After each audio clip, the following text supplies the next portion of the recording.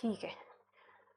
सो हम शुरू से जो लेके चल रहे हैं उसको आगे लेके चलते हैं। तो लास्ट टाइम मैंने थोड़ा सा रिवाइज़ करके बताया था कि हम क्या कर रहे हैं। आज ऑडियंस में काफ़ी सारे लोग नए हैं, तो मैं हल्का सा 2-3 मिनट लेके फिर रिवाइज़ कर रही हूँ ताकि बिल्कुल ही लॉस्ट ना हो लोग। सो हम एस्ट्रोफिज़िक्स कर रहे हैं और हम स्टेलर एस्ट्रोफिज़िक्स कर रहे हैं। सो स्टार्स से रिलेटेड एस्ट्रोफिज़िक्स, ठीक है। हम गैलेक्टिक भी कर सकते हैं, गैलेक्सीज से रिलेटेड भी कर सकते हैं, और भी बहुत ब्लैक होल्स वाली एस्ट्रोफिज़िक्स भी कर सकते हैं, पर हम स्टार्स पे कर रहे हैं। और इस पे मैंने शुरू में आई थिंक 4th लेक्चर था या किसी वक्त अच्छा खासा टाइम लगाया था ये बताने में कि स्टेलर एस्ट्रोफिज़िक्स से क्यों शुरू करना चाहिए, क्योंकि बेसिक एस्ट्रोफिज़िक्स आपकी वहाँ पे है। और मैंने इसमें ये भी बताया था कि हम 3 एंगल्स से इसको कर सकते हैं।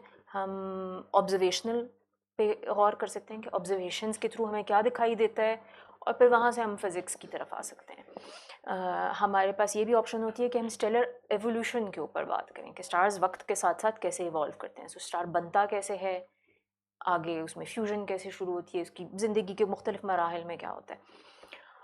सो एक एवोल्यूशन वाला एस्पेक्ट है और एक स्ट्रक्चर वाला एस्पेक्ट है कि स्टार का स्ट्रक्चर क्या होता है, उसके सेंटर में क्या होता है, बाहर क्या होता है, कौन सी फोर्सेस एक्ट कर रही होती हैं। सो मैंने आपको कहा था मैं स्टेलर स्ट्रक्चर से शुरू कर रही हूँ, ऑल्दो बैक एंड फोर्थ बीच में चलता रहेगा और चीज़ों के साथ। तो उसमें मैंने थोड़ा सा स्टेलर एवोल्यूशन पे भी नोट दिया था, मेजर जो फेजेस थे स्टार्स के, मेन मोटे मोटे एक आध उस पर टाइम लेक्चर गुजारा था। एक HR डायग्राम, एक मशहूर आपकी डायग्राम है जिसके थ्रू बहुत कुछ हमें स्टार्स के बारे में पता चला, उस पर भी थोड़ा सा लेक्चर दिया था। बट ज़्यादा फोकस हमारा स्टेलर स्ट्रक्चर के ऊपर हुआ था, ठीक है। और स्टेलर स्ट्रक्चर में जो चीज़ हमने मेन अभी तक देखी है वो ये है कि कुछ इक्वेशंस हैं ऑफ स्टेलर स्ट्रक्चर जो हमने लिखी थी, उसमें से जिस पे सबसे ज़्यादा मैंने टाइम गुजारा है वो है हाइड्रोस्टैटिक इक्विलिब्रियम की इक्वेशन। अगर आपका इंटरेस्ट हो तो आप जाके पुराने लेक्चर्स खोल के देख लें, आई थिंक 5th में या 6th में कहीं पे मैंने इंट्रोड्यूस कराया उसको। और वो क्या कहती है कि बेसिकली स्टार्स में दो फोर्सेस के दरमियान इक्विलिब्रियम पाया जाता है, स्पेशली स्टार की जो स्टेबल लाइफ टाइम का जो पार्ट है जिसको हम मेन सीक्वेंस कहते हैं, उसमें इक्विलिब्रियम पाया जाता है। एक ग्रेविटेशनल फोर्स जो स्टार की सारी लेयर्स को अंदर की तरफ खींच रहा होता है। अगर इस फोर्स को काउंटर बैलेंस करने के लिए कोई और फोर्स ना हो तो ये स्टार कोलैप्स कर जाए, ठीक है, ग्रेविटी की वजह से। बट कुछ काउंटर बैलेंस इसको कर रहा होता है, तभी स्टार एक स्टेबल, जिस तरह हमारा सूरज है हमें नज़र आता है। तो वो उसको हमने कहा था कि कौन सी चीज़ इसको कर रही है, एक प्रेशर है, ठीक है। और मैंने शुरू में आपको कहा था कि मैं प्रेशर अभी डिफ़ाइन नहीं कर रही क्या प्रेशर है तो हाइड्रोस्टैटिक इक्विलिब्रियम पे काफ़ी चीज़ें बात हुई, उसको स्टार की लाइफ साइकिल के मुख्तलिफ पॉइंट्स के साथ मैंने थोड़ा सा रिलेट करके बताया था। इस स्टेज पे ये इस चीज़ का ग्रेविटी ओवरकम कर जाती है प्रेशर को, तो थोड़ा अंदर की तरफ कोलैप्स की तरफ जाती है, वगैरह वगैरह इस तरह की चीज़ें। फिर प्रेशर के जो टर्म था उसको बहुत डिटेल में मैथमेटिकल ट्रीटमेंट इसकी मैंने शुरू की थी, और पहले हमने एक प्रेशर का जनरल टर्म निकाला था डिराइव करके, और वो क्या टर्म था कि हमारे पास ये आया था P जो कि प्रेशर है बराबर है 1/3 0 to infinity PV n of P dP, ठीक है। और ये बाय द वे मैं साथ में ये भी कहती चली जाऊँ कि ये पिछले लेक्चर में एक स्लाइड में एक मिस्टेक थी, मैंने 1/3 का फैक्टर मिस कर दिया था। ये अगर कोई देख रहा हो तो वो नोट कर सकते हैं इसको। सो ये क्या है एक्सप्रेशन, ये हमें बताता है कि प्रेशर जो है, जो गैस का प्रेशर होता है, और मैंने उस वक्त ये भी बताया था, ये वही प्रेशर है जो आपके गुब्बारे के अंदर भी यही प्रेशर होता है, आपके टायर के अंदर भी यही प्रेशर है, इस कमरे में भी अगर प्रेशर है या एटमॉस्फेरिक प्रेशर की बात करते हैं वो भी ये गैस का प्रेशर ही है। ये किस चीज़ पे डिपेंडेंट है, P, स्मॉल p, जो कि हम फिज़िक्स में मोमेंटम के लिए यूज़ करते हैं। मोमेंटम मास वाले पार्टिकल के लिए होता है P is equal to mv, mass times speed उसकी। तो P पे डिपेंड करता है, V पे डिपेंड करता है जो कि स्पीड है उसकी, ठीक है। और नंबर ऑफ पार्टिकल्स पर यूनिट वॉल्यूम, ये पूरी जो चीज़ है ये नंबर ऑफ पार्टिकल्स पर यूनिट वॉल्यूम एक ख़ास प्रेशर की रेंज में, ठीक है, कि इस प्रेशर पे कितने पार्टिकल्स पाए जाते हैं पर यूनिट वॉल्यूम, एक छोटा सा वॉल्यूम बना लें। इससे थोड़े हाई प्रेशर पे कितने पाए जाते हैं, इससे थोड़े हाई प्रेशर पे कितने पाए जाते हैं। और इसको हमने समझा यूँ था कि आपके जहन में हमेशा ये पिक्चर होनी चाहिए कि गैस में पार्टिकल्स हैं जो मूवमेंट कर रहे हैं, उनका कुछ मास है, उनकी कुछ स्पीड है, जिसकी वजह से उनका कुछ मोमेंटम है। अगर आप गुब्बारे को ले लें या किसी सिलेंडर को जैसे हमने लिया था ले लें, ये टकराते हैं पार्टिकल्स उसकी वॉल्स के साथ और मोमेंटम ट्रांसफ़र करते हैं अपना, ठीक है। सो ये जो मोमेंटम है ये बेसिकली रिस्पॉन्सिबल है उस प्रेशर के लिए, ठीक है। तो जब आपका टायर में प्रेशर होता है तो बेसिकली वो पार्टिकल्स की मूवमेंट की वजह से प्रेशर है। इसी तरह स्टार में भी जो प्रेशर होगा स्टार के पार्टिकल्स की मूवमेंट की वजह से प्रेशर होगा, ठीक है। अगर ये मूवमेंट ज़्यादा हो जाएगी, हम खुद इंट्यूटिवली भी समझ सकते हैं, अगर ये ज़्यादा होगी तो प्रेशर बढ़ जाना चाहिए। तो ये वाला एक्सप्रेशन हमें यही बता रहा है, ये ज़्यादा होता है, P या V दोनों ज़्यादा हो जाते हैं तो प्रेशर बढ़ जाता है, क्योंकि ज़्यादा पार्टिकल्स आपके ज़्यादा टकराना शुरू हो जाते हैं, ठीक है।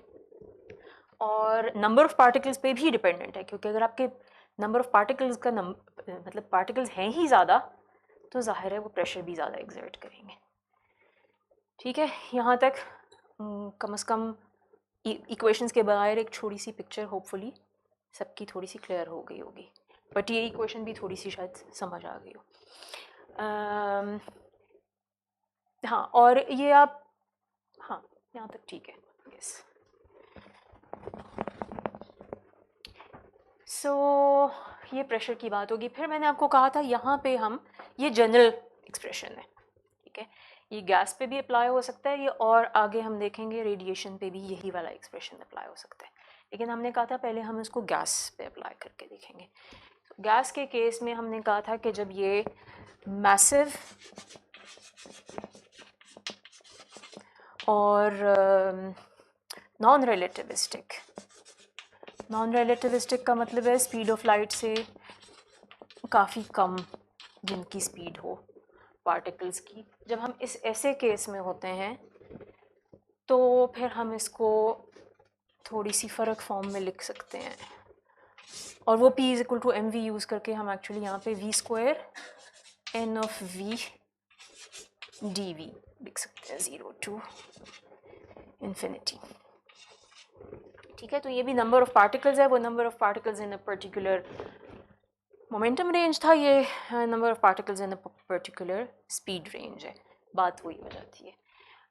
और फिर उसके बाद हमने ये स्टडी किया था कि n ऑफ v की फॉर्म जब हम इक्विलिब्रियम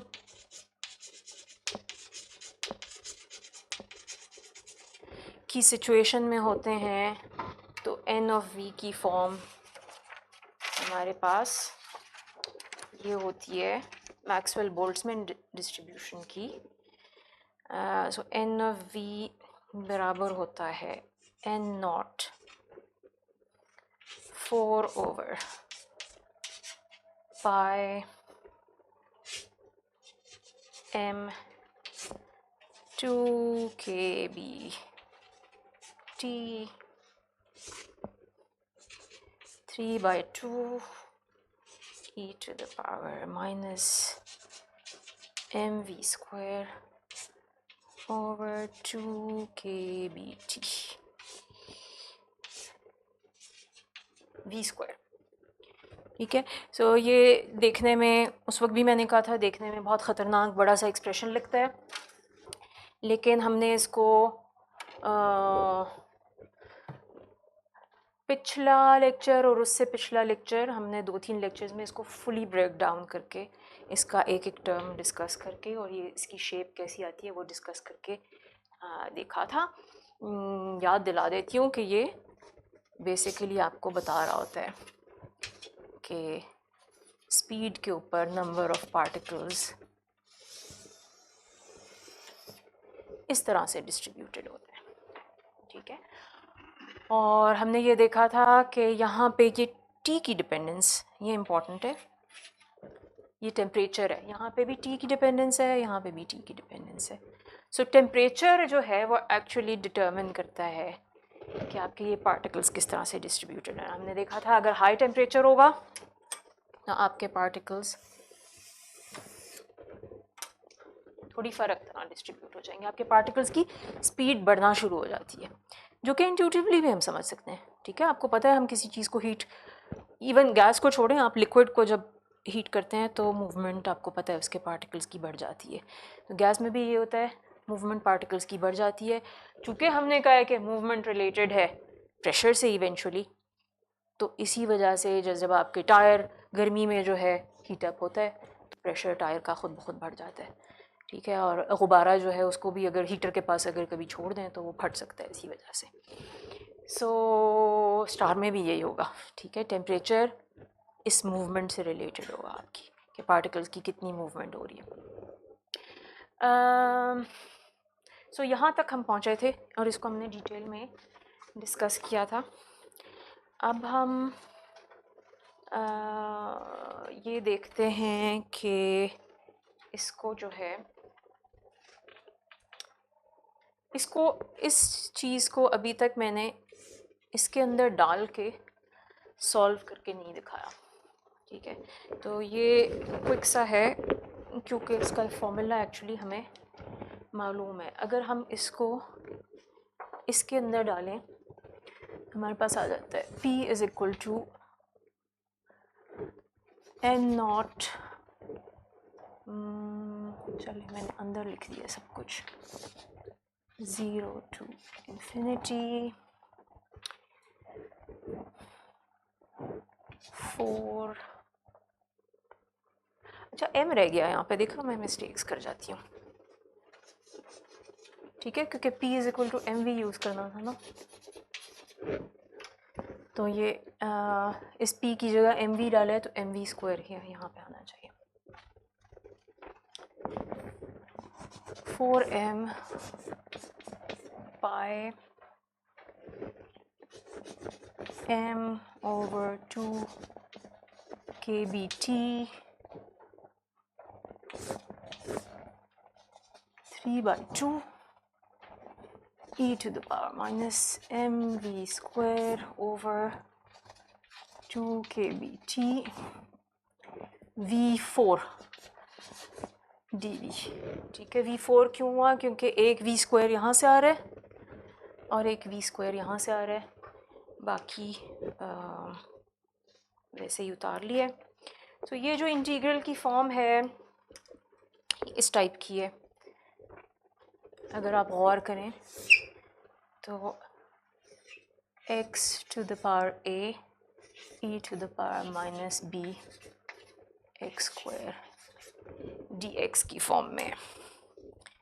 क्यों कह रही हूँ मैं ये? क्योंकि जिस तरह यहाँ पे ये वेरिएबल x है, यहाँ पे वेरिएबल v है, जो ये x to the power a है उसकी जगह हमारे पास v to the power 4 है। सो एक्चुअली a 4 के बराबर है हमारे केस में, और ये e to the power minus b x square जो है इसकी जगह e to the power minus mv square over 2 kbt है। तो ये v square x square की जगह आ गया और b की जगह हमारे पास b is equal to m over 2 kbt आ गया। बाकी जो ये सारा कुछ है ये कांस्टेंट है, इसमें v पे डिपेंडेंस कोई नहीं है, तो ये कांस्टेंट है, ये इंटीग्रल से बाहर वैसे ही आ जाएगा। ये जो इंटीग्रल है इस तरह का, ये एक well known family of integrals है और इसके जवाब हमें पता होते हैं। अगर ये इवन नंबर हो या ऑड नंबर हो, इसके फ़र्क जवाब होते हैं, तो हमें पता होता है। मैं सारा नहीं लिखवा रही क्योंकि इसका कोर्स का मकसद ये नहीं है कि इंटीग्रल सॉल्व करना सीखें, मैं सिर्फ x is equal to 4 a is equal to 4 वाला जवाब लिख के बता रही हूँ आपको। ठीक है, सो अगर a इज़ इक्वल टू 4 है तो आपका इंटीग्रल होता है, ओह ये 0 to infinity है by the way, 0 to infinity x4 e to the power minus b x square dx बराबर होता है 3 square root of pi 2 to the power 3 b to the power 5/2. 3 square root of pi 2 to the power 3 b 5/2. सो हमारे case में फिर ये integral हो जाना चाहिए। ये सारा कुछ कांस्टेंट बाहर उसी तरह आ जाएगा। Square root pi m2 kbt 3/2 और फिर बाकी जो बचता है वो इंटीग्रल है, उसकी जगह हम लिखेंगे ये वाली चीज़। So multiplied by 3 pi divided by 2 cube और b जो है वो ये, ठीक है। तो ये सब कुछ to the power 5/2।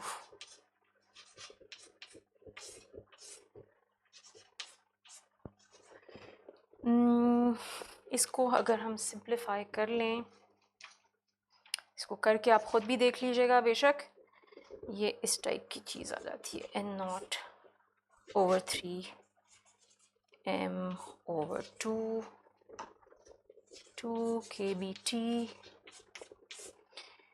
Over m into 3 और सिंप्लीफाई कर दें तो सिंपली आ जाता है n0 kbt। ये आ गया हमारा प्रेशर, ठीक है। ये मैंने इसको थोड़ा सा टाइम लग सकता है चेक करने में कि सारे टर्म्स ठीक ही हैं, तो इसको बेशक आप आराम से घर पे या वीडियो जो है पॉज करके आप देख सकते हैं कि सही आ रहा है कि नहीं आ रहा।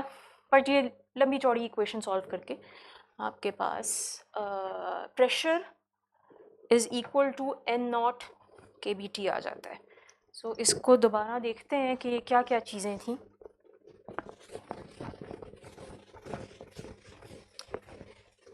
सो T जो है वो तो आपको याद है क्या चीज़ है।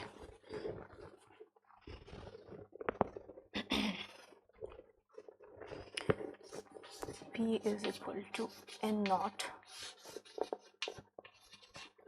kbt। ये टेम्परेचर है,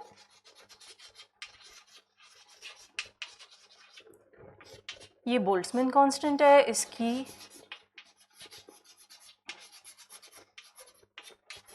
value 1.38 into 10 to the power minus 23 joules पर केल्विन है। और ये क्या है, किसी को याद है जिन्होंने अटेंड किए हुए सारे लेक्चर? अस्सलाम वालेकुम। जिन्होंने लेक्चर सारे अटेंड किए हुए, किसी को याद है? ये है नंबर ऑफ पार्टिकल्स पर यूनिट पर वॉल्यूम। सो ये होगा n0 is equal to n over v, जिसमें n कैपिटल N जो है वो नंबर ऑफ पार्टिकल्स है और v जो है ये वॉल्यूम है। सो क्या है ये नंबर? मतलब अगर इस कमरे में पता नहीं कितने जितने भी पार्टिकल्स हैं वो हैं और इस कमरे का हम वॉल्यूम कैलकुलेट कर लें तो हम उनको नंबर ऑफ़ पार्टिकल्स को नंबर वॉल्यूम से डिवाइड कर लेंगे तो हमारे पास नंबर ऑफ़ पार्टिकल्स पर यूनिट वॉल्यूम आ जाएगा, जो कि एक तरह से हमारी डेंसिटी है, नंबर डेंसिटी, ठीक है। सो ये हमने क्या दिखाया है यहाँ पे कि प्रेशर, ख्वाह वो इस कमरे का हो, ख्वाह वो आपके टायर का हो, ख्वाह वो सूरज के अंदर हो, प्रेशर जो है वो डिपेंड करता है इस चीज़ के ऊपर, नंबर ऑफ़ पार्टिकल्स पर यूनिट वॉल्यूम के ऊपर और टेम्परेचर के ऊपर, ठीक है। कि फंसे हुए सही है ये कैलकुलेशन या नहीं? सही है। अच्छा, सो टेम्परेचर के ऊपर, ठीक है। सो वही चीज़ जो हम इंट्यूटिवली नहीं शुरू में कह रहे थे कि टेम्परेचर जो है वो बताता है कि प्रेशर कैसे कितना होगा, ये वही चीज़ आपको दिखा रहा है, ठीक है। सो इनफैक्ट मैं इसको इस तरह से भी लिख सकती हूँ, ये चीज़ इसमें अगर डाल दूँ N K B T over V करके P V is equal to N K B T भी आ सकता है। कौन पहचान रहा है इसको, इस एक्सप्रेशन को कौन पहचान रहा है? हाँ, कुछ लोगों को पहचानना चाहिए, एक दो लोग और भी होने चाहिए। जिस किसी ने मेरा ख्याल है एफएससी फिज़िक्स की भी है वो उसको पहचानना चाहिए। हाँ, आइडियल गैस इक्वेशन है ये, ठीक है। सो ये वही इक्वेशन है जो बचपन में हम जब फिज़िक्स शुरू में कर रहे होते हैं तो हम पढ़ते हैं कि आइडियल गैस कौन सी इक्वेशन ओबे करती है। आइडियल गैस के बारे में आप लोगों ने जिन्होंने पढ़ा हुआ है, आप लोगों ने वो चार्ल्स लॉ और बॉयल्स लॉ और उस किस्म के लॉज पढ़े हुए होंगे। सो मैं इनके नाम मिक्सअप कर लेती हूँ, इसलिए मैं देख के आपको बता रही हूँ। सो एक इनमें से आपका होता है कि volume is inversely proportional to pressure, ठीक है। और ये हमें इंट्यूटिवली भी समझ आती है, क्योंकि अगर किसी चीज़ के ऊपर हम प्रेशर डालें तो उसका वॉल्यूम कम हो जाता है, ठीक है, गैस के ऊपर। दूसरा है आपका चार्ल्स लॉ है, volume is proportional to temperature. Temperature बढ़ाएंगे किसी चीज़ का तो फैलेगी, उसका वॉल्यूम बढ़ता है, ठीक है। गेल-लुसाक्स लॉ जो कि थोड़ी उतनी मशहूर नहीं है, वो आपको बताती है pressure is proportional to temperature. Temperature बढ़ाते हैं तो वो टायर का प्रेशर भी बढ़ता है वगैरह वगैरह, ठीक है। और एक आपका V is proportional to N, यहाँ पे मैं वैसे N लिख रही हूँ, वैसे वो नंबर ऑफ़ मोल्स होता है, यहाँ पे नंबर ऑफ़ पार्टिकल्स लिख रही हूँ मैं। एवोगाड्रोस लॉ भी होता है, वो आपको क्या बताता है, नंबर ऑफ़ पार्टिकल्स बढ़ेंगे, वॉल्यूम कांस्टेंट रहेगा, टेम्परेचर कांस्टेंट रहेगा, बाकी सारी चीज़ें नहीं बदलेंगे, तो प्रेशर बढ़ेगा, ठीक है। वो जब हम टायर में हवा ठीक करवाते हैं गैस स्टेशन से, तो वो यही होता है ना, वो हवा नए मॉलिक्यूल्स डाले जाते हैं तो उसमें नंबर ऑफ़ पार्टिकल्स ज़्यादा डाले जाते हैं, तो आपका प्रेशर फिर ठीक हो जाता है, टायर का प्रेशर ठीक कर दिया जाता है। तो ये सारी चीज़ें कंबाइन करके इस तरह का लॉ आता है हमारे पास, जो P V is equal to N R T की फॉर्म में यूजुअली लिखा जाता है, लेकिन है ये वही वाला, ठीक है। ये वाला लॉ जो है, ये जिस तरह अभी मैंने इंट्यूटिवली आपसे बात की ना, हमें पता है कि प्रेशर हम बढ़ाएं तो वॉल्यूम कम हो जाता है, हमें पता है कि टेम्परेचर बढ़ाएं तो प्रेशर बढ़ जाता है। ये सारी चीज़ें लोगों ने पहले भी मुशाहिदा किया हुआ था इस चीज़ का, और इसके ये लॉज लिखे हुए थे मुख्तलिफ़ लोगों ने। सो 17वीं सेंचुरी तक ये लॉज लिखे गए थे, समझे गए थे, हमें आइडियल गैस लॉ की समझ थी, ठीक है। लेकिन हमने इस चीज़ को रिलेट नहीं किया था, ये जो पार्टिकल्स वाली बात है, जो मैं दूसरी बात कर रही हूँ कि पार्टिकल्स की मूवमेंट से ये रिलेटेड है, ठीक है। तो हम इसको उस वक्त तक समझते थे कि ये फंडामेंटल प्रॉपर्टी ऑफ मैटर है, गैसेस की फंडामेंटल प्रॉपर्टी है कि उस पर प्रेशर डाला जाए तो उसका टेम्परेचर बढ़ जाएगा। तो उसकी है प्रॉपर्टी, लेकिन उसकी प्रॉपर्टी किसी वजह से है, क्योंकि उसके पार्टिकल्स के साथ कुछ होता है जिसकी वजह से उसका प्रेशर बढ़ता है, ठीक है। सो ये 18वीं सेंचुरी में ये वाली चीज़, ये वाली पिक्चर सामने आई कि ये चीज़ एक्चुअली यही चीज़ है और वो इंटीग्रल है बेसिकली, ठीक है। जो कि क्या हमें कह रहे हैं कि नंबर ऑफ़ पार्टिकल्स की ये पूरी बात भी बता रहा है, जो कि पिछले कई लेक्चर्स में आराम से डिटेल में कवर की हुई है, ठीक है। तो आपको ये बता रहा है कि पार्टिकल्स किस तरीके से मुख्तलिफ़ स्पीड्स पे कितने आपके पार्टिकल्स पाए जाते हैं, वो डिटर्मिन करता है कि आपके सिस्टम का प्रेशर क्या है आप, और उसका ताल्लुक उसके नंबर ऑफ़ पार्टिकल्स से है और उसका नंबर ऑफ़ टेम्परेचर से है, ठीक है। सो ये पार्टिकल लेवल वाली जो पिक्चर है, ये 18वीं सेंचुरी में क्लियर हुई। सो अब हम जब फिज़िक्स करते हैं, हम यूजुअली दोनों पिक्चर्स सामने रखते हैं, कहीं पे आसानी के लिए ये भी यूज़ कर सकते हैं और कहीं पे हम वो वाली करते हैं, ठीक है। सो इस एस्ट्रोफिज़िक्स में यूजुअली अब जैसे अभी जो आगे कैलकुलेशंस करेंगे फ़िलहाल हमें इसी की ज़रूरत पड़ेगी, लेकिन वो पिक्चर जहन में रखना ज़रूरी है, ठीक है? क्योंकि अगेन हमें वो सन को एज अ होल ट्रीट कर लिया, प्रेशर, वॉल्यूम, टेम्परेचर की बात कर ली, नहीं, उसके पार्टिकल्स के साथ क्या हो रहा है ये सोचना चाहिए हमें, ठीक है? और अभी हम एक्चुअली इस एक्सप्रेशन जो यहाँ पे मिट गया शुरू में, उसको यूज़ करके हम रेडिएशन प्रेशर भी आगे लेक्चर्स में निकालेंगे, ठीक है? सो बेसिक आइडिया ये है कि हम पार्टिकल्स के, हाँ, मैक्रोस्कोपिक और मैक्रोस्कोपिक पिक्चर, ये वाली जो पिक्चर है ये मैक्रोस्कोपिक, ठीक है? मैक्रो MACRO स्कोपिक, इसका मतलब है बड़े लेवल के जो हम वेरिएबल्स हैं उनके साथ डील करते हैं। प्रेशर इस कमरे का प्रेशर होगा, वॉल्यूम इस कमरे का वॉल्यूम होगा, टेम्परेचर इस कमरे का टेम्परेचर होगा। माइक्रोस्कोपिक जो है वो ये वाली पिक्चर है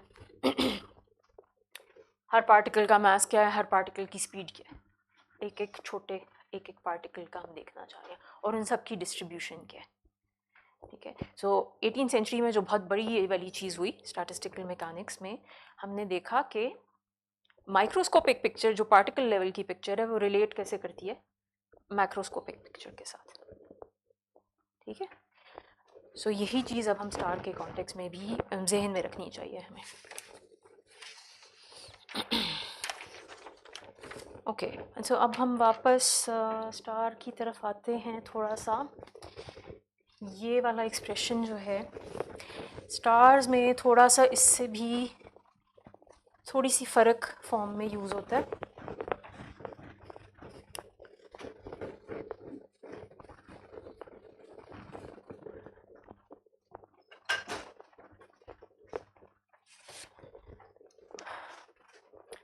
सो ये जो n नॉट है, एक तो मैंने आपको ये कहा कि n naught n/v total number of particles और टोटल वॉल्यूम का रेशो है, बट मैं इसको इस तरह भी लिख सकती हूँ n naught is equal to rho over m average. So rho क्या है, डेंसिटी है। डेंसिटी क्या होती है, ये अब नंबर डेंसिटी नहीं है, मास डेंसिटी।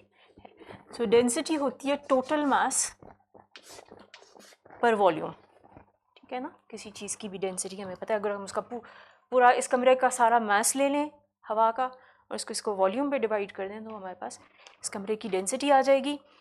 और ये जो है ये एवरेज मास ऑफ पार्टिकल्स है। इसका क्या मतलब है, इस कमरे के सारे पार्टिकल्स का मास m1 पहले पार्टिकल का मास लें, m2 सेकंड पार्टिकल का मास लें, m3 थर्ड पार्टिकल का मास लें, सबको सम कर दें और उसको टोटल नंबर ऑफ पार्टिकल से डिवाइड कर दें तो हमारे पास एवरेज मास आ जाएगा। एवरेज मास अगर सारे के सारे सपोज़ यहाँ पे ऑक्सीजन के पार्टिकल्स होते तो फिर तो बिल्कुल आसान होता, फिर हम ऑक्सीजन के एक मॉलिक्यूल का मास ले लेते, एवरेज मास हर पार्टिकल का वही मास होता। लेकिन चूंकि यहाँ पे मिक्सचर है, ऑक्सीजन भी है, नाइट्रोजन भी है और भी कार्बन डाइऑक्साइड वगैरह और हैं, तो हमें काउंट करना पड़ेगा, ठीक है? सो ये एवरेज मास ऑफ पार्टिकल है। ये बराबर क्यों है, क्योंकि अगर मैं इसको लिख दूँ इस तरह से m ओवर m 1/v, इसमें रो की मैंने वैल्यू डाल दी है। ये वाली जो चीज़ है ये क्या है, ये है एवरेज नहीं, सॉरी, ये है नंबर ऑफ पार्टिकल्स।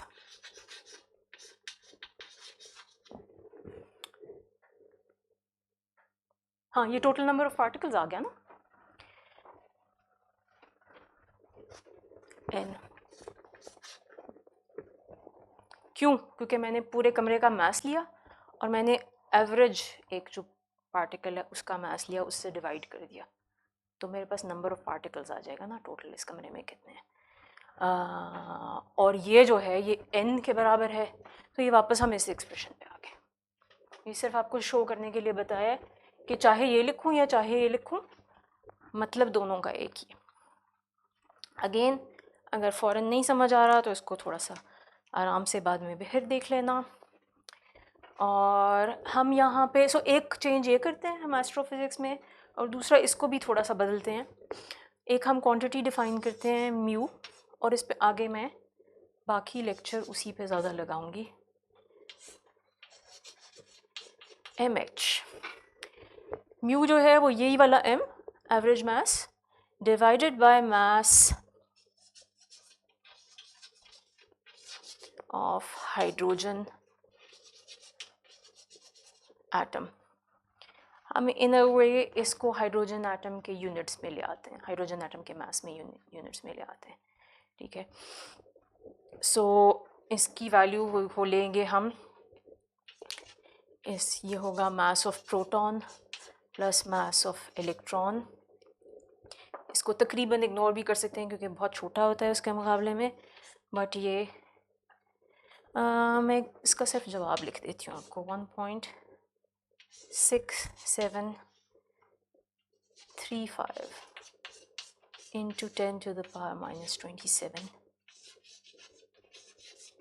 kg,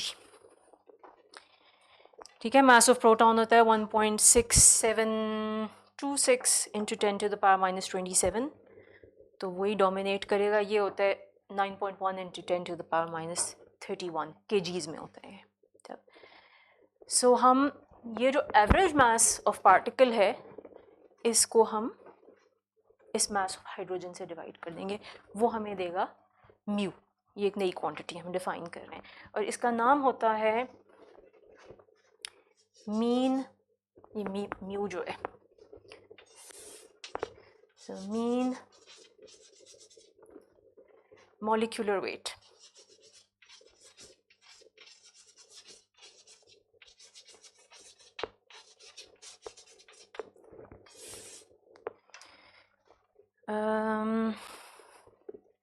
क्यों करते हैं ये? इसलिए कि एस्ट्रोफिज़िक्स के पॉइंट ऑफ व्यू से आसान हो जाती हैं कुछ कैलकुलेशंस, और आगे मैं इसी पे बात करूँगी ज़्यादा। बट इसको अगर हम वापस अब उसमें डालें अपनी प्रेशर वाली इक्वेशन में, सो आपके पास पहले हम ये अगर डालें तो आपके पास आ जाएगा रो ओवर एवरेज मास KBT, फिर उसमें ये वाली चीज़ डाल दें तो आपके पास आ जाएगी रो over mu MH KBT।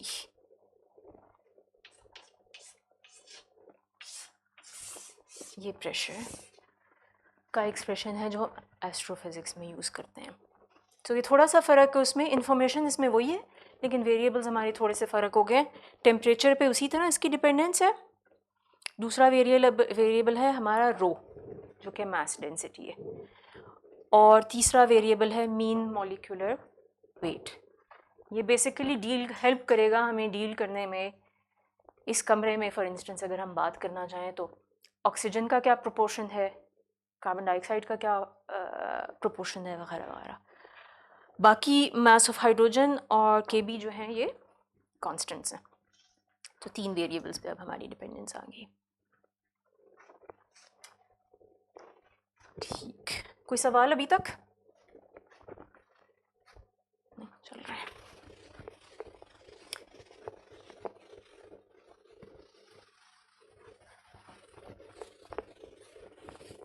Okay, सो अब हम म्यू की कैलकुलेशन पे आते हैं। सो म्यू की कैलकुलेशन से पहले इसकी पिक्चर थोड़ी सी क्लियर कर लेते हैं कि हमें किस तरीके से, हाँ, कौन सी पिक्चर अपने जहन में रखनी है, ठीक है। सो थोड़ा सा आइडिया तो मैंने आपको दे दिया, जैसे इस कमरे में भी जो है फ्रैक्शन है मैसेस के, ठीक है। क्योंकि अगर तो ये पूरा कमरा ऑक्सीजन से बड़ा भरा होता फिर तो मेरे लिए कोई मसला नहीं था, मैंने एवरेज मास डायरेक्ट कह देना था, ऑक्सीजन के एक मॉलिक्यूल का मास है, कोई मसला नहीं है। लेकिन यहाँ पे मिक्सचर है, उस वजह से कॉम्प्लिकेशन होती है। सूरज या हाई टेम्परेचर वाली जो जगह होती हैं उसमें एक और लेवल की कॉम्प्लिकेशन भी होती है। तो अभी पहले मैं सिर्फ हाइड्रोजन इमेजिन करते हैं, सिर्फ हाइड्रोजन है सूरज में, जो कि नहीं है, हाइड्रोजन के अलावा हीलियम वगैरह और चीज़ें भी हैं। अगर हाइड्रोजन हम लेते सिर्फ, हम कहते सिर्फ हाइड्रोजन है, तो हमारा एवरेज मास क्या हो जाता, हाइड्रोजन का जो एक एटम होता है उसका जो मास है, जो वही वाला है, ठीक है। और हम कहते कहानी ख़त्म यहाँ पे, ठीक है। लेकिन हाई टेम्परेचर में आपको पता है कि क्या होता है, नहीं इतना वो फ्यूजन, हाँ फ्यूजन तो हो रही है, अभी फ्यूजन पे नहीं मैं आ रही, फ्यूजन को भी अभी छोड़ दें। उससे पहले हाई टेम्परेचर पे वैसे अगर कोई एलिमेंट पाया जाता है, आयनाइज हो सकता है वो, ठीक है ना। आयनाइज होने का क्या मतलब है कि असल में ये एक प्रोटॉन है और ये एक इलेक्ट्रॉन है जो कि बाउंड है, ठीक है, एटम ये होता है। लेकिन आयनाइजेशन में क्या होता है कि ये अलग-अलग हो जाते हैं, प्रोटॉन अलग फिर रहा होता है और इलेक्ट्रॉन अलग फिर रहा होता है, ठीक है। सो अब क्या मसला हुआ सूरज में हाई टेम्परेचर पे, कि अगर हम हाइड्रोजन की बात करेंगे तो अब हमारे पास एवरेज मास की अगर हम बात करना चाहेंगे तो हमें प्रोटॉन का मास अलग कंसिडर करना पड़ेगा और इलेक्ट्रॉन का मास अलग कंसिडर करना पड़ेगा, ठीक है। कितने प्रोटॉन्स हैं और कितने इलेक्ट्रॉन्स हैं ये हमें बताएगा कि total number of hydrogen atoms, atoms मैं कोट्स में क्यों कह रही हूँ क्योंकि असल में एटम्स नहीं है, असल में आयनाइज्ड एटम्स हैं, ठीक है। लेकिन टोटल क्या है उसका वो हमें बताएगा कितने हाइड्रोजन कितने प्रोटॉन्स और कितने इलेक्ट्रॉन्स हैं। अच्छा ये भी इतनी मुश्किल कहानी ना होती, लेकिन जनरली जब कोई चीज़ हाई टेम्परेचर पे होती है, आयनाइज्ड होती है, आपको शायद आइडिया हो इस चीज़ का, कई दफ़ा ये होता है सारे एटम्स आयनाइज नहीं होते, कोई एटम आयनाइज होता है कोई नहीं होता, कोई कभी कभार टेम्पोरेरली रिकम्बाइन हो जाते हैं, थोड़ा सा कूल डाउन होता है, कुछ रिकम्बाइन होते हैं फिर री आयनाइज हो जाते हैं, ये चीज़ें होती रहती हैं। तो आपका यूजुअली एक फ्रैक्शन ऑफ एटम्स आयनाइज्ड होते हैं और फ्रैक्शन ऑफ एटम्स जो हैं वो आयनाइज्ड होते हैं। तो जब हम फुल आयनाइजेशन की बात करते हैं तो हम कहते हैं सारे अलग-अलग हैं, लेकिन पार्शली जो हैं आपके कुछ कंबाइंड होंगे कुछ नहीं होंगे, तो ये एक कॉम्प्लिकेशन आ जाएगी। ये सिर्फ अगर एक हाइड्रोजन होता तो उसके लेवल पे ये कॉम्प्लिकेशन होती, ठीक है। अब हाइड्रोजन को थोड़ी देर के लिए भूल जाएं, सपोज करें आपकी सिर्फ हीलियम है, ठीक है। हीलियम के लेवल पे क्या कॉम्प्लिकेशन होगी, सो हीलियम क्या है, एक आपका न्यूक्लियस है जिसमें 2 प्रोटॉन्स हैं और 2 न्यूट्रॉन्स हैं, है ना, और प्लस 2 इलेक्ट्रॉन्स हैं, आपके न्यूक्लियस के साथ 2 इलेक्ट्रॉन्स हैं, ये आपका न्यूट्रल हाइड्रोजन हीलियम है, सॉरी, ठीक है। अगर ये आयनाइज होता है तो आपके पास 2 पॉसिबिलिटीज़ हैं आप, ठीक है। एक ये फुली आयनाइज हो सकता है, दोनों इलेक्ट्रॉन्स इसके आज़ाद हो सकते हैं, और एक ये पार्शली आयनाइज हो सकता है, इसका मतलब है एक इलेक्ट्रॉन इसमें होगा एक इलेक्ट्रॉन इसमें नहीं होगा, ठीक है। ये हाइपोथेटिकल मैं बात कर रही हूँ। तो इसका मतलब है कि अगर हम हीलियम को कंसिडर करेंगे तो हमारे पास इससे भी ज़्यादा कॉम्प्लिकेटेड केस होगा, क्योंकि अब हम 3 किस्म के केसेस के साथ हमें डील करना पड़ रहा है, एक फुली आयनाइज्ड हीलियम, एक पार्शली आयनाइज्ड हीलियम और एक नॉन आयनाइज्ड हीलियम, और तीनों पोटेंशियली को एग्जिस्ट कर सकते हैं किसी मटेरियल के अंदर, किसी गैस के अंदर, ठीक है। और सवाल आ रहा है, अच्छा, और इसी तरह जो है कोई और अगर एलिमेंट्स हैं, क्योंकि सूरज में और एलिमेंट्स भी हैं, ठीक है, कार्बन है, ऑक्सीजन है, आयरन की भी ट्रेसेस, इस तरह उन सब के साथ यही, जैसे ऑक्सीजन 8 है उसका एटॉमिक नंबर, 8 इलेक्ट्रॉन्स में से वो पार्शली आयनाइज 1 इलेक्ट्रॉन, 2 इलेक्ट्रॉन, कितने इलेक्ट्रॉन उसमें से आयनाइज हैं। सो आपकी स्पीशीज़ का नंबर बढ़ता जाता है, आप किस टाइप्स में उसको डिवाइड कर रहे हैं, ठीक है।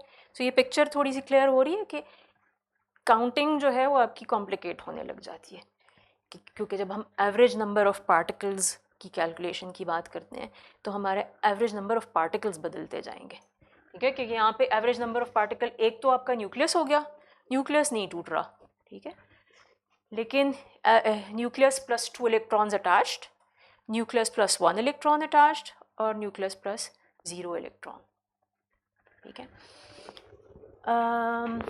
सो अभी हम अपनी थोड़ी सी ज़िंदगी आसान रखेंगे, अभी हम इस फुल डिटेल वाले केस में नहीं जाएंगे, लेकिन मैं ये डिटेल वाली पिक्चर आपके जहन में लाना चाहती थी कि ये है, ठीक है। जो सिंप्लीफाइड थोड़े से केसेस हैं, इसमें दो एक्सट्रीम केसेस हैं। सबसे सिंपल केस तो क्या है, हम कंसिडर करें कि आयनाइजेशन है ही नहीं, जो कि इस कमरे के लिए एक वैलिड अजम्पशन होती। इस कमरे में जो मॉलिक्यूल्स हैं आयनाइज नहीं है, बल्कि हम मॉलिक्यूल्स की बात कर रहे हैं, हम एटम्स की भी नहीं यहाँ पे बात कर रहे, क्योंकि टेम्परेचर इतना लो है कि ज़्यादातर मॉलिक्यूलर फॉर्म में आपकी चीज़ें। बट अगर हम सूरज में जा रहे हैं तो फिर हमें आयनाइजेशन की तो बात कम से कम करनी चाहिए। तो सूरज का जो कोर है ना, अभी हम कोर पे फोकस कर रहे हैं, अभी हम बाहर की लेयर्स पे नहीं फोकस कर रहे। कोर का टेम्परेचर आपको पता है 10⁻⁷ केल्विन है, ठीक है, बल्कि मैंने लास्ट टाइम आपको बताया था 1.5 × 10⁻⁷ केल्विन है, ठीक है। तो वहाँ पे आयनाइजेशन तो है, तो इसलिए अब हम अपनी ज़िंदगी आसान करेंगे और हम सिर्फ फुली आयनाइज्ड केस करेंगे कंसिडर। सो फुली आयनाइज्ड केस क्या है? फुली आयनाइज्ड केस ये है कि हम हर जो एलिमेंट लेंगे ना, हम कहेंगे उसके सारे इलेक्ट्रॉन्स फ्री हो चुके हैं। सो हाइड्रोजन जो है वो 1 प्रोटॉन + 1 इलेक्ट्रॉन होगा। हीलियम जो है ये 1 न्यूक्लियस + 2 इलेक्ट्रॉन्स होगा। सो हम वो इंटरमीडिएट वाले केसेस नहीं ले रहे। और जो होंगे, अगर ऑक्सीजन हुआ फॉर इंस्टेंस, तो 1 न्यूक्लियस + 8 इलेक्ट्रॉन्स हम लेंगे, ठीक है। सो हम उसको फुली आयनाइज्ड केस को लेंगे, जो कि सूरज के केस में, वो सूरज के कोर के केस में वो रीज़नेबल असम्पशन है। सूरज के कोर में हाइड्रोजन और हीलियम डेफिनेटली फुली आयनाइज्ड होते हैं। जो ये आपके हेवियर एलिमेंट्स हैं, इसमें कुछ पार्शली हो सकते हैं जिनमें कुछ इलेक्ट्रॉन्स रह गए हों, बट वो इनका फ्रैक्शन इतना कम होता है, अभी मैं फ्रैक्शंस दिखाऊंगी आपको, लिख के बताऊंगी। फ्रैक्शंस इतने कम होते हैं कि हम वो इतना फिर उसका हम अज्यूम यही कर लेते हैं। अगेन कैलकुलेशंस बहुत सिंप्लीफाई हो जाती हैं। सो हाँ, हम फुली आयनाइज्ड केस करेंगे कंसिडर। ये मैं वैसे आपको बता दूं कि जो हम सूरज के एक्सटीरियर की तरफ आते जाते हैं, हमें फुली आयनाइज्ड केस नहीं लेना चाहिए फिर, ठीक है। तो इनफैक्ट जब हम सूरज के सरफेस की बात करते हैं, फोटोस्फेयर की बात करते हैं, तो हम एक्चुअली फिर आयनाइजेशन का लेवल हमें लेना पड़ता है कि कितना आयनाइज्ड हम कंसिडर करेंगे। और उसके लिए एक इक्वेशन होती है साहा इक्वेशन, 1920s में साहा ने दी थी ये, I think if I am not mistaken, मतलब पिछली सेंचुरी के शुरू में 1920s ही मेरा ख्याल है बनता है। वो आपको बताती है, उसको हम मैक्सवेल बोल्ट्जमैन डिस्ट्रीब्यूशन जो मैं पहले बताई है, मैं उसके साथ कंबाइन करके हम डिटर्मिन करते हैं कि क्या नंबर ऑफ़ पार्टिकल्स होगा, जो कितना आयनाइज्ड होगा। और ये इम्पॉर्टेंट होता है फॉर इंस्टेंस ऑब्जर्वेशंस। अभी हमने ऑब्जर्वेशंस पे ज़्यादा बात नहीं की इस कोर्स में, लेकिन ऑब्जर्वेशंस के केस में ये इम्पॉर्टेंट होता है जब हम स्पेक्ट्रोस्कोपी कर रहे होते हैं। कौन सी स्पेक्ट्रल लाइंस बनती हैं, किस इंटेंसिटी के साथ बनेंगी, वो साहा इक्वेशन और उसको कंबाइन करेंगे हम मैक्सवेल बोल्ट्जमैन डिस्ट्रीब्यूशन के साथ, तब हमें समझ आती है वो चीज़, ठीक है। सो अभी जो मैं कैलकुलेशन करने लगी हूँ, इसको भी मैं अगर ये फुल डिटेल वाली ट्रीटमेंट करना चाहती तो मुझे पहले साहा इक्वेशन उसमें डालनी पड़ती, फिर मेरे पास फ्रैक्शंस आती और फिर मैं उसको यूज़ करती। लेकिन अभी के लिए, आज के लिए हम इसको फुली आयनाइज्ड केस देखेंगे। ऑल्दो मैं आपको मैथ्स हल्का सा फुली नॉन आयनाइज्ड केस का बता दूंगी, क्योंकि वो सिंपल है। और मैंने यही कहा कि कोर के केस में ये एक रीज़नेबल असम्पशन है फुली आयनाइज्ड रखना, ठीक है। सो ये पिक्चर हमने जहन में रखनी है। एक तो ये हो गया, दूसरा क्या हो गया? अच्छा, दूसरा वैल्यूज़ की बात करते हैं हम। सो हम बात करते हैं सूरज में या कहीं और भी, हम अबंडेंसेस की बात करते हैं।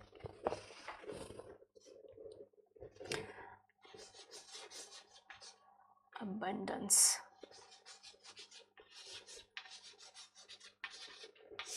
अबंडेंस का क्या मतलब है?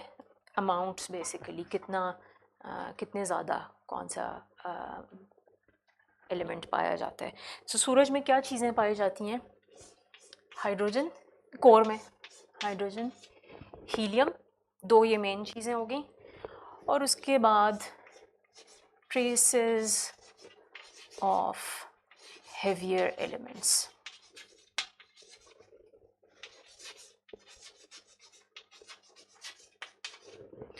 जिसमें के कार्बन, ऑक्सीजन, नियॉन, इस टाइप के मुख्तलिफ एलिमेंट्स आ जाते हैं। ये एलिमेंट्स शुरू से सूरज में मौजूद हैं, टू वेरिंग एक्सटेंट्स हम कह सकते हैं। जब वो सूरज कोलैप्स नहीं हुआ था, आपका इंटरस्टेलर क्लाउड था, इंटरस्टेलर मीडियम ने कोलैप्स किया था और वहाँ से स्टार बना था, वहीं से हमारे पास हाइड्रोजन और हीलियम और ये कुछ ट्रेसेस ऑफ एलिमेंट्स आ रहे हैं। ठीक है, यहाँ पे एक साइड नोट आपको कहती जाऊँ कि एस्ट्रोफिज़िक्स में केमिस्ट्री की जो कॉमन लैंग्वेज है उससे थोड़ा सा फ़र्क वर्ड यूज़ होता है, वर्डिंग, ये नॉमेनक्लेचर यूज़ होता है। इन सब को एस्ट्रोफिज़िक्स में ख़ास तौर पे मैं लिख भी दूँ, ये सब जो हैं ये मेटल्स कहलाते हैं।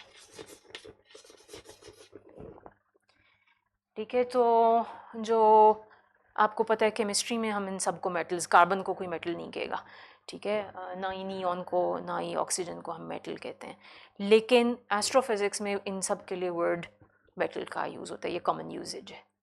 ठीक है, तो इसको जहन में रख लें कि जब आप एस्ट्रोफिज़िक्स के कॉन्टेक्स्ट में कोई डिस्कशन सुन रहे हों और लोग बात करें कि मेटालिसिटी क्या है इसकी, तो मेटालिसिटी का मतलब ये, हाई मेटालिसिटी का मतलब होता है ये ज़्यादा है। ठीक है, लो ज़ीरो मेटालिसिटी भी हो सकती है, सिर्फ हाइड्रोजन और हीलियम हो। हीलियम से ऊपर जो भी चीज़ होगी जिसका एटॉमिक नंबर हीलियम से ऊपर होगा उसको हम मेटल कहते हैं एस्ट्रोफिज़िक्स में। ठीक है, तो हम बास पुराने अर्ली यूनिवर्स के जो स्टार्स लोग कहते हैं उसमें ये लो होती थी या नहीं होते थे हायर जो हेवियर एलिमेंट्स हैं। ठीक है, अब जो स्टार्स करंट जो पॉपुलेशन है स्टार्स की उसमें ये पाए जाते हैं। कोई कॉन्टेक्स्ट हैं जिनमें ये ज़्यादा और थोड़ा इनका ज़्यादा हो जाता है रेशो। ठीक है, तो हम सो ये एक वर्ड है जो आपको सीख लेना चाहिए। अच्छा, सूरज के कोर में जो है ना करंट कॉम्पोजिशन,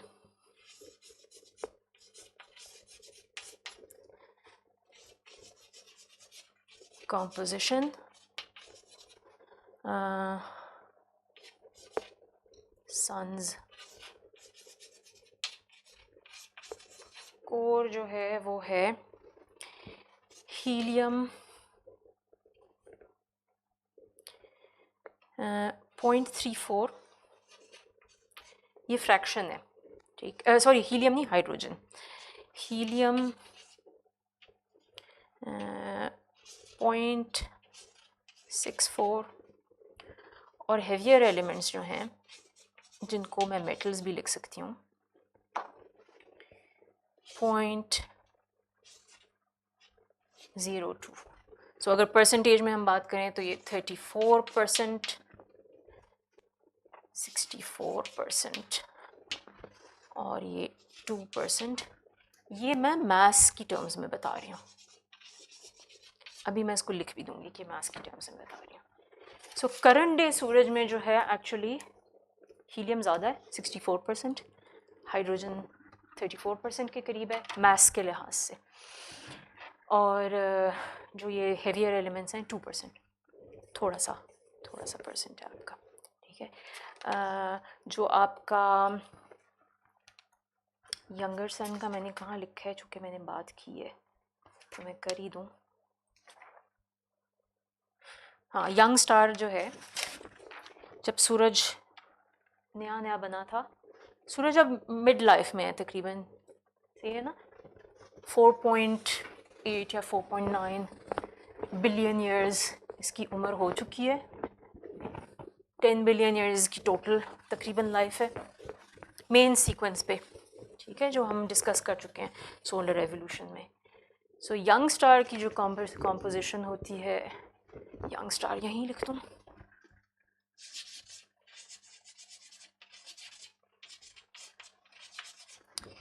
यंग स्टार कहाँ गया में होता है ये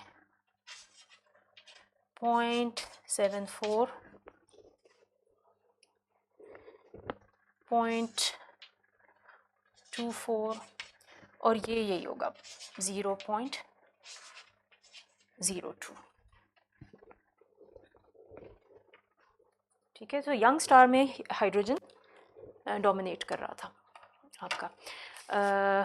जो बुक मैंने काफ़ी ज़्यादा फॉलो की है इस कोर्स में, कैरल लॉसली, उसमें नंबर्स थोड़े से फ़र्क हैं। 0.74 के बजाय 0.7 है और 0.2 यहाँ पे 0.28 है, वो 0.02 है, थोड़ा सा फ़र्क है। ये समझ आ रही है क्यों बदला है ये? हाँ, फ्यूजन हुई है ना, हाइड्रोजन टू हीलियम फ्यूजन हुई है। अब तो हम बहुत दफ़ा बात कर चुके हैं इस चीज़ के बारे में।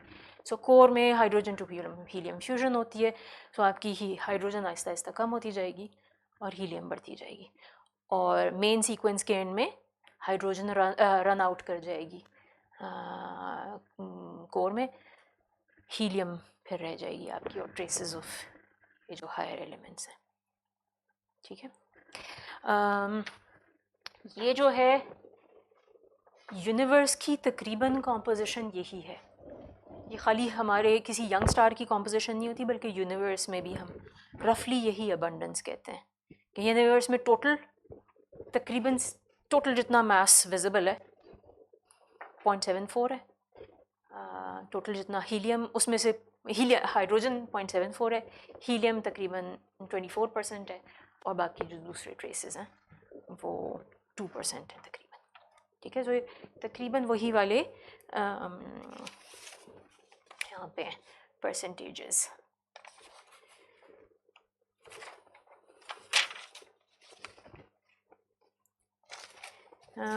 चूँकि इसकी बात हो ही रही है तो मैं ये भी कह दूँ, हाँ ये भी मेंशन कर दूँ, कुछ जगहों पे ये आपको थोड़े फ़र्क भी मिलेंगे। फॉर इंस्टेंस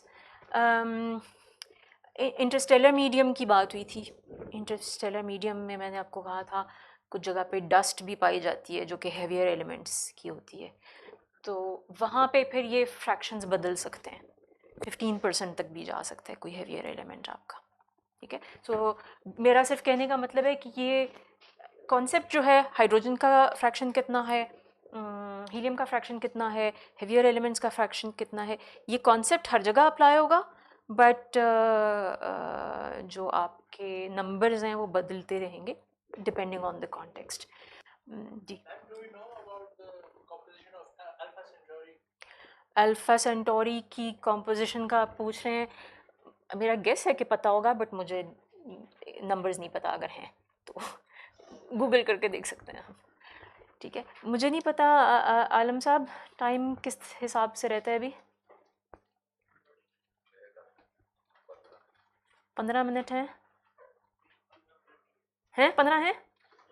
9 मिनट है। चले, मैं 9 मिनट में ना ये मास फ्रैक्शंस की बात कर लेती हूँ, फिर मैं आगे हाँ ठीक है।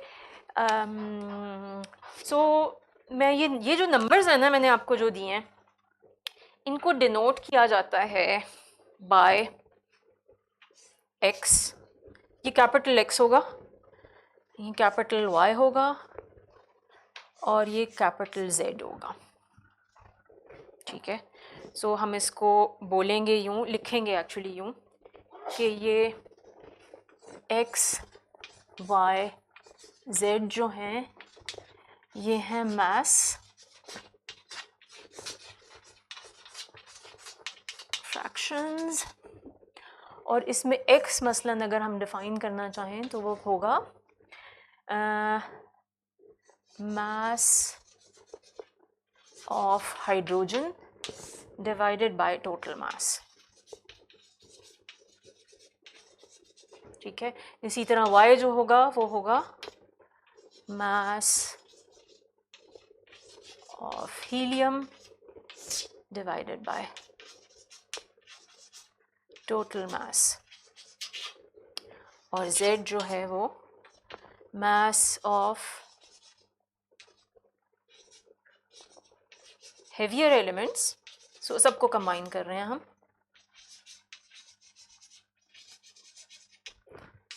Divided by total mass.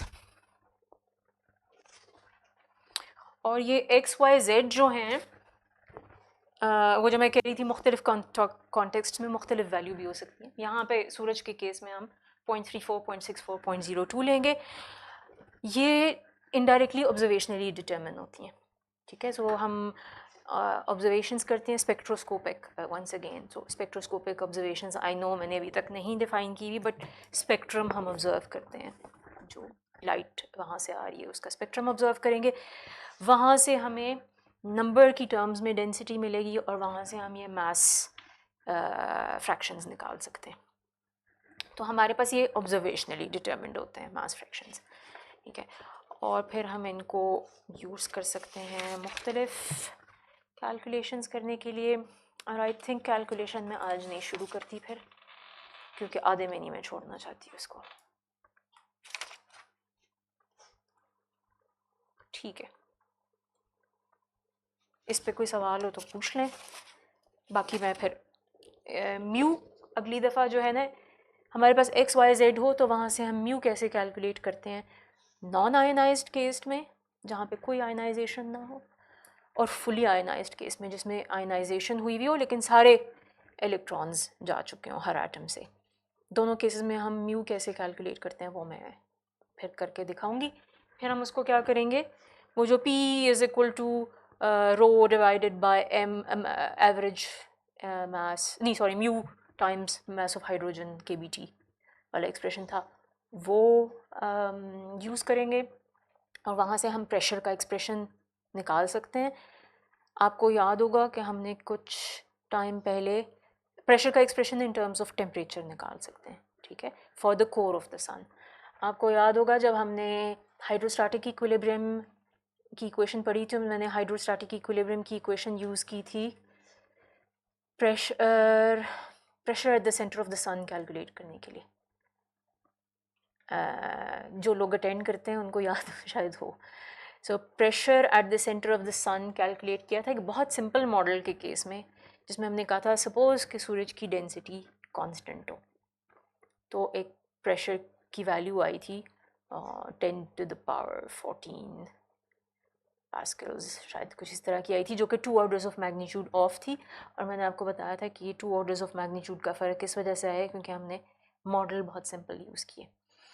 तो हमारे पास प्रेशर वहाँ से आता है, आ सकता है, हम ला सकते हैं, और फिर हम जो आज एक्सप्रेशन निकाला है वहाँ से फिर हम टेम्परेचर कैलकुलेट कर सकते हैं, ठीक है। प्रेशर यूज़ करके फिर हम टेम्परेचर कैलकुलेट करते हैं। और ये जो कैलकुलेशंस हैं ये हिस्टोरिकली इसलिए इम्पॉर्टेंट हैं कि ये कुछ इसी तरह की एडिंगटन ने फॉलो की थी 1926 में, और सूरज के कोर का टेम्परेचर डिटर्मिन किया था, इवन दो उस वक्त हमें नहीं पता था कि सूरज के अंदर फ्यूजन होती है। सो ये काफ़ी इंटरेस्टिंग चीज़ है, और एडिंगटन का स्टेलर एस्ट्रोफिज़िक्स में काफ़ी इंपॉर्टेंट रोल है। स्टेलर एस्ट्रोफिज़िक्स स्टार्स में क्या हो रहा है इसकी डायनामिक्स को समझने के लिए, तो वो हम थोड़ा सा वो फॉलो कर रहे हैं। ऑल्दो जो प्रेशर वाली कैलकुलेशन थी वो मैंने बहुत सिंप्लीफाइड की थी, एडिंगटन वाली थोड़ी सी ज़्यादा कॉम्प्लिकेटेड थी उससे, बट कॉन्सेप्ट वही है, ठीक है। चलो, थैंक यू।